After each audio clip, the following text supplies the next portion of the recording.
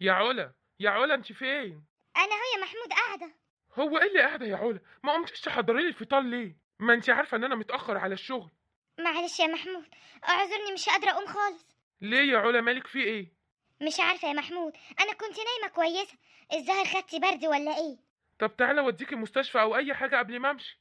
لا لا معلش، سيبني انا هتصل باختي وهي تجيني ونروح، علشان كمان انت متاخر وما عطلكش عن الشغل. طيب يا علا ماشي. هو انت ما حضرتيليش الفطار؟ لا حضرتهولك يا محمود، حتى جوه على السفره. طب خلاص خليكي انت، انا هروح افطر. ماشي يا محمود، انا هريح شويه على بال ما اروح لاختي او اتصل بيها هي تجيني. ماشي يا علا تمام. اه. اه يا معدتي، يا رب مش قادره. لا، ما بدهاش. انا هتصل بمنى، زمانها صحيت اخليها تجيني ونروح اي حته. الو. ايوه يا منى. ايه يا علا يا حبيبتي عامله ايه؟ الحمد لله يا منى انا كويسه. مال صوتك يا علا، في ايه؟ انت متخانقه مع محمود ولا ايه؟ لا يا حبيبتي مش متخانقه ولا حاجه، بس تعبانه قوي يا منى. حاسه من ساعه ما قمت من النوم وانا معدتي وجعاني قوي، وحاسه بحاجه غريبه كده. انا كنت نايمه كويسه. لحسن ما شاء الله تكوني حامل يا علا. انا مش هعلق نفسي تاني يا منى. انا كل شهر كنت بقول كده، وعدى 6 شهور اهو وانا مش حامل. طب وايه يعني يا حبيبتي؟ حتى لو عدى اكتر من كده وربنا كاتبلك خلاص. انا بصراحه مش عايزه اعلق نفسي بامل تاني، ده انا مستنيه ابقى حامل من اول شهر اتجوزت فيه. ربنا لما بيريد يا علا ما بيعوزش حيله يا حبيبتي. طب بقولك ايه، تعالي معايا ونروح للدكتور، احسن انا بجد تعبانه قوي. بقولك ايه انت، انا هجيلك على البيت، وقبل ما نروح للدكتور هجيبلك معايا اختبار حمل وتعمليه في البيت ونشوف اذا كنت حامل ولا لا. انت رايك كده يعني؟ اه يا حبيبتي، عشان لو ما طلعتيش حامل بلاها للدكتور وتاخدي اي علاج للبرد وخلاص. طب خلاص يا منى انا هستناكي، بس ما تتاخريش عليا. لا يا حبيبتي مش هتاخر، انا هلبس وانزل على طول. مع السلامه. انا مش عارفه ايه اللي جرالي، بس خليني بقى قاعده ما اعملش اي حاجه لحد ما منى تيجي. ايوه حاضر انا جايه. تعالي يا منى خشي. ايه يا حبيبتي عامله ايه دلوقتي؟ الحمد لله يا منى، اهو المغص بيروح وبيجي. طب خدي انا جبتهولك اهو، الاختبار اهو، يلا خشي اعمليه وان شاء الله خير يا حبيبتي. ماشي يا منى، حاضر هسمع كلامك. يا رب، يا رب اديها وراضيها يا رب. منى. خير يا علا، طمنيني. طلعتي حامل يا منى، طلعتي حامل. مش انا قلتلك يا حبيبتي الف الف مبروك؟ ربنا يخليكي ليا يا منى، ما تحرمش منك ابدا. عايزاكي على طول يبقى عندك ثقه في ربنا. ونعمه بالله، اخيرا الحمد لله فرحت الشهر ده. يا حبيبتي ربنا يفرح قلبك على طول ويتمم لك على خير. ايه مش ناويه تتصلي بمحمود تقولي له ولا ايه؟ لا، انا هستنى لما يجي وبعدين اقول له. طيب يا حبيبتي على راحتك، انا هدخل بقى المطبخ اعمل لك لقمه تاكليها عشان تتغذي كده، واروق لك الدنيا قبل ما امشي. ما تحرمش منك ابدا يا منى، ولا منك يا حبيبتي. الحمد والشكر لك يا رب. ايه ده يا علا؟ معقوله من الصبح قاعده كده زي ما انت؟ لا ازاي يا محمود قاعده كده؟ قمت طبعا. ما انا بقول برضو ما شاء الله الشقه نظيفه وفي ريحه اكل كده جميل معمول. دي اختي منى، ربنا يبارك في صحتها يا رب، هي اللي عملت لي كل حاجه. ليه يا علا؟ انت لسه تعبانه ولا ايه؟ لو تعبانه بقى تعالى اوديكي في حته احسن ما تتعبي بالليل ولا الصبح. لا يا محمود، ما انا عرفت خلاص سبب التعب. خير يا رب، في ايه؟ هو انت كان نفسك تسمع خبر ايه الايام اللي فاتت؟ لا كان نفسي في حاجات كتير قوي. اكتر حاجه اكتر حاجه. ما تغلبنيش يا علا، في ايه؟ انا حامل يا محمود. ايه ده؟ بجد ما شاء الله حامل اخيرا يا علا. ده انا كنت خلاص هتجنن بس مش عايزه ابين لك. الحمد لله، الحمد لله الشهر ده طلعت حامل. وتاكدتي يعني رحت للدكتور؟ منى جابت لي اختبار الحمل وعملته هنا في البيت، والحمد لله طلعت حامل، بس هستنى اسبوعين كده زي ما هي قالت لي وابتدي بقى اروح لدكتور. طيب على خير يا رب. اما الحق بقى اتصل بماما افرحها، ده كان نفسها تسمع الخبر ده من ساعه ما اتجوزنا. الو، ايوه يا ماما. ايوه يا محمود يا ابني، عامل ايه كده يا محمود؟ ما تسالش على امك. لا يا حبيبتي، انا ما اقدرش استغنى عنك ابدا، انت ليكي عندي خبر كنت مستنياه من زمان. قول يا محمود، قوله فرحني. علا يا ماما حامل. والله العظيم؟ الحمد لله، الحمد لله، مبروك يا محمود. الله يبارك فيك يا حبيبتي. ربنا يكملها على خير يا رب. بقول لك ايه يا محمود، طالما علا طلعت حامل انا عايزاك بقى تعدي عليا بكره ضروري. ليه يا حبيبتي؟ خير في ايه؟ اسمع الكلام بس وما تقولش قدامها ان انت جايلي. طيب حاضر. ماشي يا حبيبي، مع السلامه. الله يسلمك يا ماما.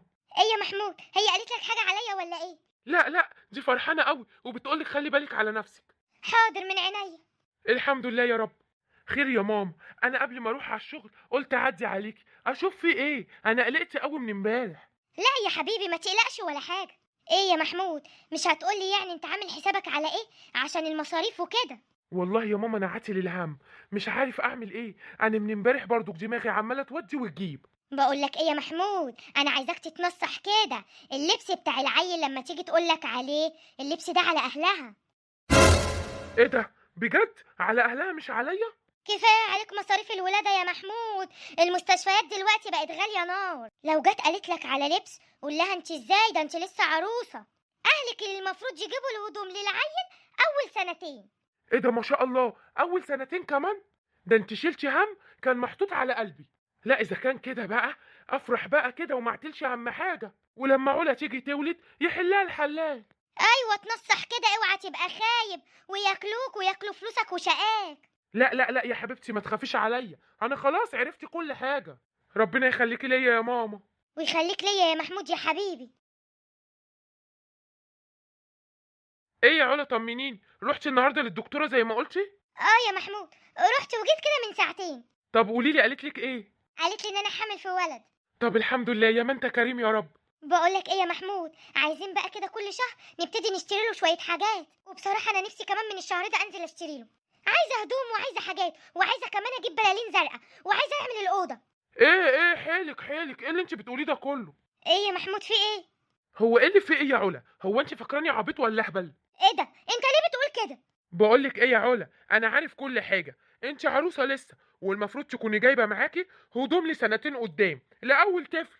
انا اللي اجيب هدوم للبيبي؟ ايه اللي انت بتقوله ده؟ ما هي معروفه لكل الدنيا ان البيبي ابوه هو اللي بيجيب له هدومه وحاجته. احنا هنستظرف يا علا ولا عايزه تضحكي عليا؟ ازاي جهازك ما يبقاش فيه ملابس للطفل؟ انا عمري بصراحه ما سمعت كلام زي اللي انت بتقوله ده. انت جبته منين؟ هو ايه اللي جبته منين؟ انا عارف كده واصحابي على طول بيقولوا لي كده. بقول لك ايه يا علا، حرام عليكم تدبسوني في هدوم العيل الاولاني. والله يا علا لو اهلك ما كانوش قادرين يجيبوا هدوم العيل كانوا قالوا كنا نأجل الجواز شويه لحد ما يجهزوا نفسيهم ويجيبوا هدوم العيل، ولا انتوا قصدكم تدبسوني ولا ايه؟ محمود يا حبيبي، انت اكيد في سوء تفاهم عندك. استحاله يكون الكلام ده هو العرف مش الاصول. وبعدين ما انا اختي منى متجوزه واخويا متجوز، ما حصلش كده ليه؟ اخويا اللي جايب لبس البيبي. لا يا حبيبتي ما تضحكيش عليا، انا مصحصح وفايق. استني خليكي عندك هنا اما اشوف مين اللي على الباب. ايه ده؟ انا مصدومه، انا مش عارفه ارد عليه. ايه الكلام اللي هو بيقوله ده؟ ايه ده ماما؟ تعالي يا حبيبتي خشي. ايه يا محمود ده؟ جاي اخبط على الباب الاقي سكو عالي؟ في ايه يا محمود؟ جايه يا ماما وبتقول لي عايزاني اجيب لبس البيبي. ايه الكلام ده يا علا؟ انت ما بتفهميش في الاصول ولا ايه؟ اصول ايه يا ماما؟ اول طفل لازم ابوه هو اللي يجيب له وينقي له كل حاجه كمان بنفسه عشان بيبقى فرحان بيه. ليه يا حبيبتي؟ هي الهدوم هي اللي هتخلي محمود فرحان بالعيل؟ بقولك ايه، الهدوم على اهلك، ما تحمليش ابني فوق طاقته. كفايه الدكتور اللي بتروحي له كل شهر بالشيء الفلاني ومصاريف الولاده. يعني انت عايزه تقنعيني ان انت جبتي الهدوم لمريم بنتك؟ بقولك ايه، انت مالك انت؟ ما تجيبيش سيره بنتي على لسانك. وبعدين بقولك ايه، انا ما بحبش المقارنات. وكفايه الفلوس اللي عليه ده، لحد النهارده عمال يدفع في اقساط يا عين امه حق الشقه القلاجه اللي هو عاملها لك. ولا احنا بس الفرحه تبقى لابوه والفرحه لاهلك مش موجوده؟ لا يا حبيبتي، امك وابوك يفرحوا بالعيل ويجيبوا له هدوم ويجيبوا له كل حاجه لحد شنطه البامبرز. كمان ما شاء الله عليكم. انا عايزه اعرف انتوا جبتوا الكلام ده منين؟ انا اول مره اسمعه. وهو ده اللي عندنا يا علا، وهو ده اللي عندنا يا علا.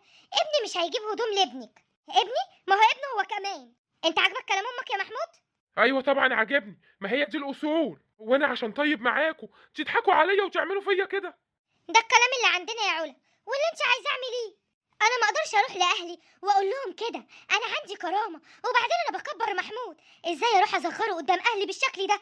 تصغري مين يا بنتي؟ انت هتضحكي علينا. ما هم اهلك اصلا المفروض يجيبوا. يا اختي من ساعه ما اتجوزتي لا لقيناهم جايين بهدايا ولا حاجه ولا محتاجه. ايه لما صدقوا خلصوا منك؟ بقولك ايه يا محمود، وانا اخر كلام عندي، انا مش هقدر اروح اقول لاهلي حاجه زي كده. وبعدين اهلي معاهم اختي الصغيره بيعلموها في ثانويه عامه، وانا كمان ما اقدرش احملهم فوق طاقتهم لحاجه هم مش ملزومين بيها. يعني ايه يا علا؟ يعني بتدبسيني؟ والله ابنك في وشك يا محمود، خليه ينزل عريان، انا مش فارق معايا. ولا اقولك ابقى روح اشحت له هدوم من اي حد، ولا اشحت له هدوم من اخواتك. ايه اللي انت بتقوليه ده يا بنتي يا علا؟ ده انت متجرأة قوي علينا. زي ما انت مش عايزه تحملي ابنك فوق طاقته، انا كمان عمري ما هحمل اهلي حاجه هما مالهمش يد فيها ولا تخصهم اصلا. ابنك مش هيروح يساعد بابا في فلوس الدروس بتاعت اختي. وفي وشكوا يا حماتي، ابني لما ينزل في وشكوا اهلك هيبقوا واقفين اول حاجه وهيشوفوا لبس العيل اللي انت جايباه. وما تقلقيش، انا هقول قدامهم كلهم لو اللبس شحاته هقول كتر خير فلانه ادتني هدوم، عشان تباني على حقيقتك وابنك كمان يبان على حقيقته قدام الناس. ولا انت عايزه اهلي اللي يجيبوا علشان تقفي تتفشخري في المستشفى وتقولي ابني اللي جايب، وكمان عشان تنسبوا حاجه مش بتاعتكم خالص لنفسيكم. وهو ده اخر كلام عندي يا محمود، وكلامي قصاد كلامك، واديني قاعده ببيتي. واللي جاي ابنك يا محمود. يا جماعه عرفوني، هو انا كده غلطانه؟ مش المفروض لبس البيبي على ابوه؟ هو ليه عايز يرميها على اهلي؟ وبعدين لما يرميها على اهلي في اللبس الله اعلم يرميها في ايه تاني. ما ممكن بعد كده يجوا يقولوا لي خليهم يعملوا له السبوع. كفايه ان هم جهزوني والحاجه غاليه نار، ولسه اخواتي. هو انا ايه هاخد نصيبي ونصيب غيري؟ والله لو جابولي من نفسهم يبقى كتر الف خيرهم، لكن انا ما اجبرهمش على حاجه. وجوزي وحماتي اللي هم عايزين يعملوه يعملوه، انا مش فارق معايا حاجه. انا حامل وبقول يا رب ليه احمل ناس فوق طاقتها؟ وبعدين القرآن الكريم قال كده، قال ان كسوة العيل على ابوه. انا واثقة ان حماتي هي السبب في الفكرة ديت في دماغ محمود. وطبعا هو لما صدق. ارجوكوا قولوا لي اللي انا عملته صح ولا غلط، ولا فعلا اروح اقول لاهلي وامشي الدنيا وابقى انا كده جاية على جوزي في المصاريف الكتير. يا ريت تقولوا لي انا صح ولا غلط. بقولك ايه يا علا، لولا الكلمتين الاخرى اللي انت قلتيهم، لولا ان انت فرحتيني بيهم. عندك حق، ده ابنه وفي وشه عايز يشحت له يشحت له، لكن انت ما تحمليش اهلك فوق طاقتهم. وخصوصا ان انت بتقولي ان ليكي اخت ثانويه عامه، يبقى كتر الف خيرهم لحد كده، وكويس ان هم جهزوكي. والله يعينهم على مصاريف اختك. حماتك وجوزك دول بجحه عايزين يعيشوا سفلقه على قفا غيرهم، واللي يجي من اهلك احسن منهم. وعامه هتستني راي المتابعين هيقولك تتصرفي معاهم ازاي، وازاي تقنعي محمود يجيب لبس البيبي، وربنا يعينك عليها. وعامة أنا هستنى رأيكم في التعليقات، وتقولي رأيكم في الفيديو إيه. ولو الفيديو عجبكم ما تنسوش الاشتراك في القناة واللايك الجميل وتعليقاتكم الحلوة أوي اللي بتفرحني. وعايزين كمان نعمل شير للفيديو عشان يوصل لأكبر عدد من المتابعين. وحابة أشكركم واحد واحد على التعليقات الحلوة أوي اللي بشوفها منكم، واللايكات كمان، والدعم اللي انتوا بتدعموهولي. وكمان عايزة أطلب منكم طلب لوجه الله تعالى. في تعليق جايلنا باسم شاهندة، عايزين كلنا ندعي لابنها ربنا يشفيه، ويا رب يشفيه ويعافيه ببركة سيدنا محمد عليه أفضل الصلاة والسلام. وفي النهاية عايزين كلنا نصلي على الرسول عليه أفضل الصلاة والسلام، علشان دي الحاجة الحلوة قوي اللي هتقعد لي وتقعد لكم إن شاء الله.